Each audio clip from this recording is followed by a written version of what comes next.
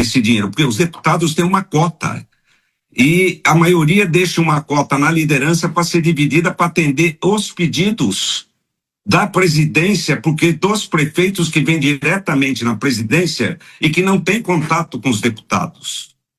Então, isso é que eu faço. Isso é fazer política. Atender a base aonde nós temos que atender com saúde, com custeio, com obras. É isso que nós fazemos. Se eu fosse o ministro Flávio Dino, eu já anexaria nos autos o vídeo gravado pelo próprio Valdemar como prova. A justificativa dele é tão grave quanto os próprios fatos investigados. Porque ele tenta tratar como algo absolutamente natural, o que jamais poderia ocorrer. E você irá entender.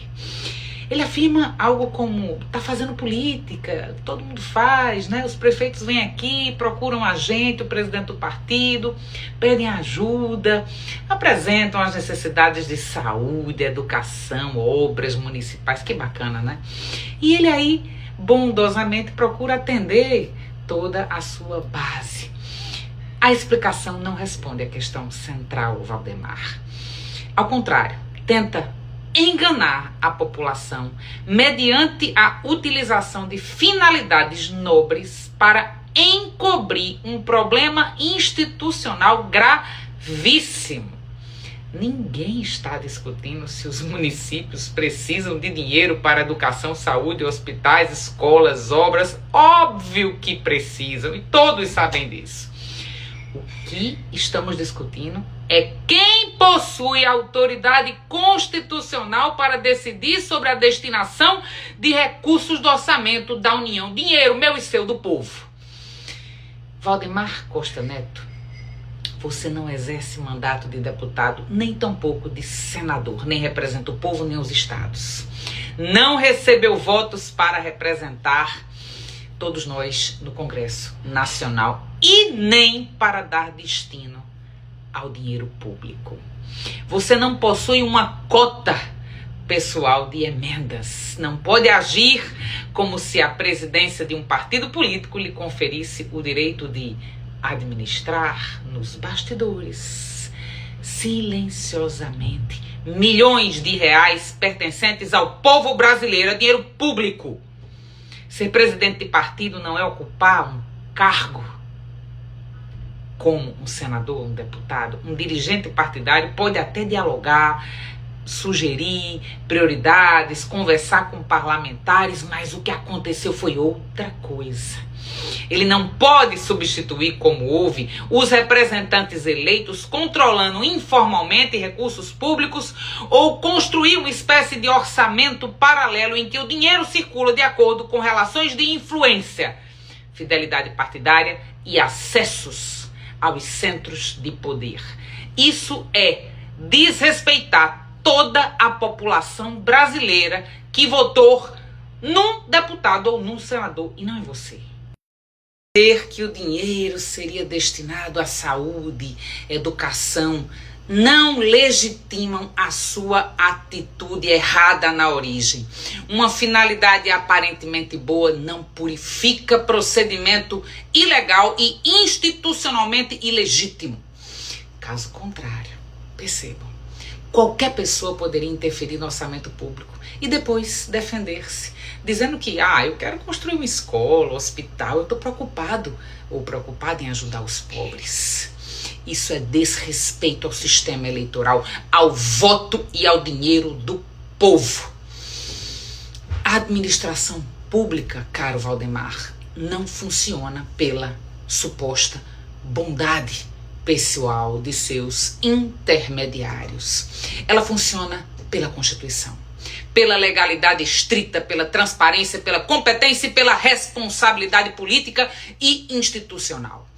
Também é profundamente ofensivo à inteligência da população a afirmar algo como todo presidente de partido faz isso. Eu acho que alguns deles afirmaram isso. Mesmo que essa prática odiosa seja disseminada e comum, questão que, aliás, precisaria ser comprovada, como foi no seu caso, a frequência de uma atitude ilegal não a legitima. O fato de uma conduta irregular ser comum não a transforma em correta. O fato de muitos se apropriarem informalmente das estruturas de Estado não cria um direito à apropriação. Se muitas pessoas roubam, roubo não deixa de ser roubo. Será que é difícil de entender isso? Acho que não. Se muitos agentes burlam regras, a burla, o desrespeito, não converte a regra de burlar em algo legítimo. É nesse ponto que a gente recorda Hannah Arendt e a ideia da banalidade do mal tão comum. Arendt não afirmou que o mal é pequeno ou irrelevante. Ela mostrou que práticas profundamente destrutivas podem se tornar banais quando deixam de provocar reflexão, espanto e responsabilidade de todos que acompanham os fatos.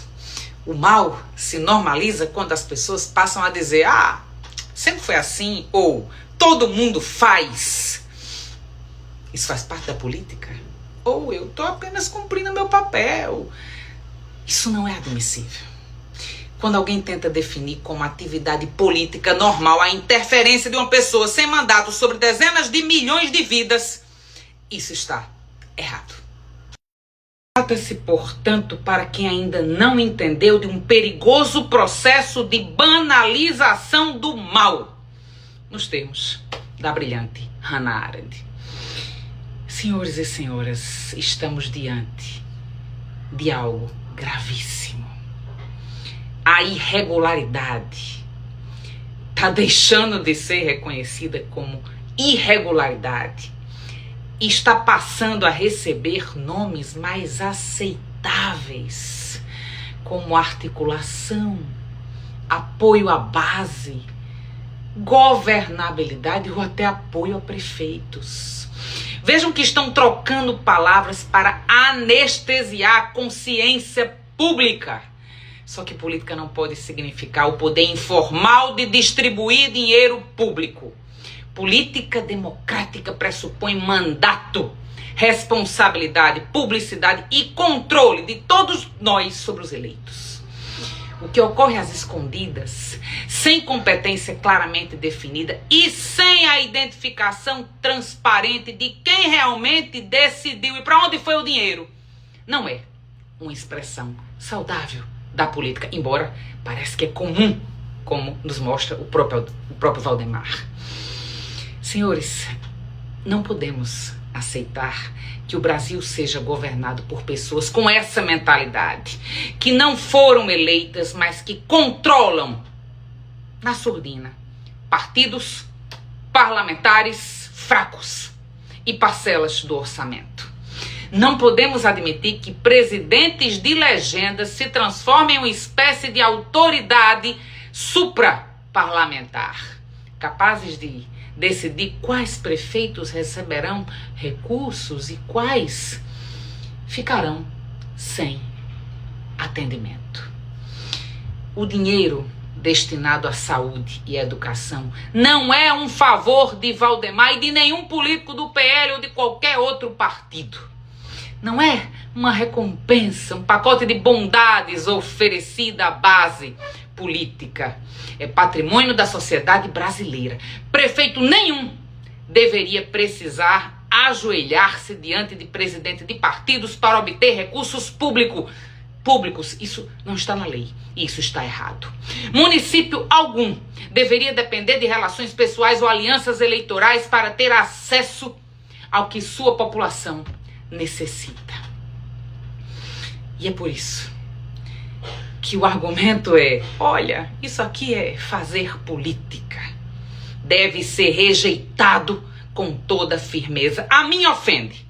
Fazer política passou a significar controlar informalmente o dinheiro público sem possuir um mandato eletivo.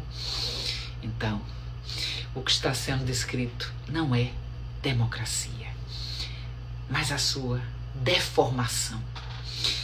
E veja que a repetição de uma prática imoral não torna ela moral. A aparência de normalidade não elimina a gravidade. E o uso das palavras saúde, educação, não serve como escudo para afastar investigações sobre quem efetivamente se considerava dono de 119 milhões de reais pertencentes ao povo brasileiro. Eu espero que políticos despertem para a necessidade de cumprir as leis. Infelizmente, eventos como esse me fazem ratificar, confirmar uma certeza que tenho. É que a política, essa política suja, ela incentiva o ingresso dos mais incapazes, dos mais incautos, dos mais ingênuos, porque eles são facilmente massa de manobra. E aí, de repente, o camarada entra numa empreitada para ocupar um cargo político, sem nem conhecer a lei de improbidade administrativa, sem conhecer os princípios que regem a administração pública, legalidade, impessoalidade, moralidade, publicidade, eficiência, os expressos do 37 caput da Constituição Federal.